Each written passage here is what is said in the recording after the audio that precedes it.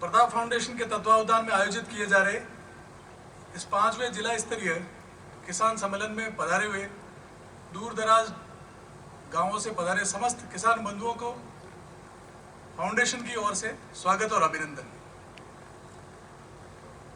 मैं मंचासीन अतिथियों का अवगत कराना चाहता हूं कि जो मांग पत्र यहाँ वाचन किया जा रहा है वो इस कार्यक्रम के दरमियान पिछले 1 महीने में तैयारी में जो फीडबैक और सुझाव किसान बंधुओं से प्राप्त हुए उन सुझावों को इस मांग पत्र के रूप में संकलित किया गया है और वो आने वाले दिनों में, जैसा कि प्रस्तावना में कहा गया कि राज्य सरकार और केंद्र सरकार के समक्ष आप जनप्रतिनिधियों के द्वारा ही रखा जाएगा।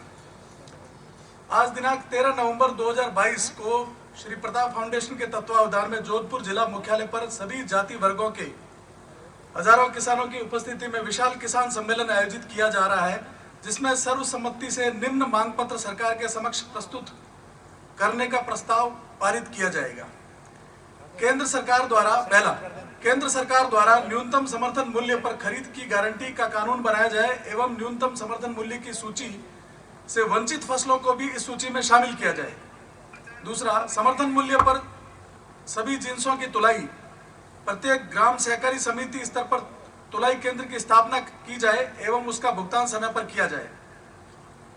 जिले में स्थित सभी बांधों, तालाबों एवं उन पर स्थित नहरों के जीर्णोद्धार एवं मरम्मत का कार्य समय समय पर किया जाए। साथ ही बांधों और तालाबों के पानी को प्राथमिकता से कृषि के लिए उपलब्ध करवाया जाए।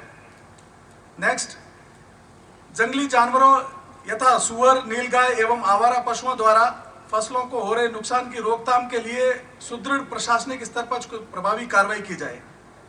पांचवा, अतिवृष्टि, जल भराव, सूखा, कीट आदि व्याधि से हुए फसल खराबे की समय पर गिरदावरी करवाकर किसानों को फसल खराबे का उचित मुआवजा दिलवाया जाए एवं फसल बीमा योजना के प्रावधानों में बीमा कंपनियों की अपेक्षा किसानों के लाभ के अनुकूल संशोधन किए जाए। छठा, जोधपुर जिले में फल उत्पादकों को नए उद्यान एवं बाग लगाने के लिए राजकीय नर्सरी से ही पौधे खरीद पर अनुदान देय है, जबकि जिले में ऐसी नर्सरी उपलब्ध नहीं है। अतः निजी क्षेत्र की जो नर्सरी है उनसे पौधे खरीद पर अनुदान देने के प्रावधान किए जाए। सातवां बिंदु, हमारे जिले के समस्त तहसीलों में भूजल स्तर दिनों दिन गिरता जा रहा है।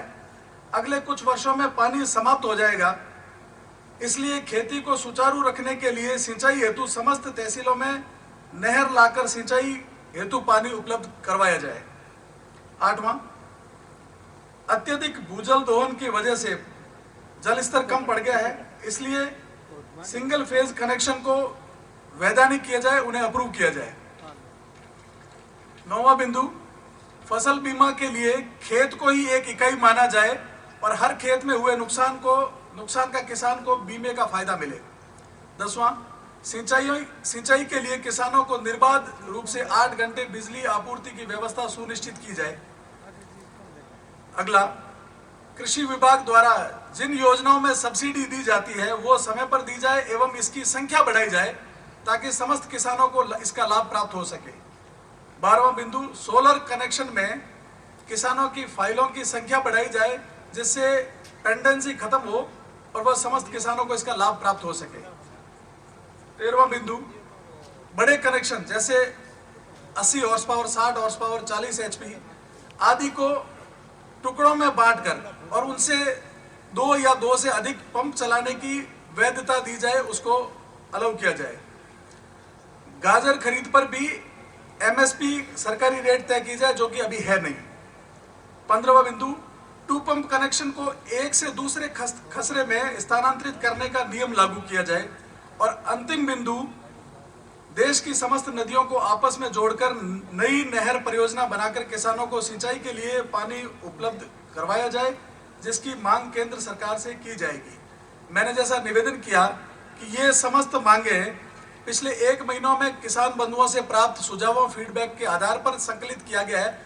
उसके अतिरिक्त भी आज के इस कार्यक्रम में जो चिंतन मनन और जो आपकी तरफ से सामाजिक संस्थाओं के और समाज के बंधुओं से, किसान वर्ग से जो आए हुए प्रतिनिधि है, उनकी तरफ से जो मांगे यहाँ रखी जाएगी, उनको भी इसके अंदर अगर वो नहीं है तो उसमें समावेश करके यथा प्रशासनिक स्तर पे इसको प्रस्तुत किया जाएगा।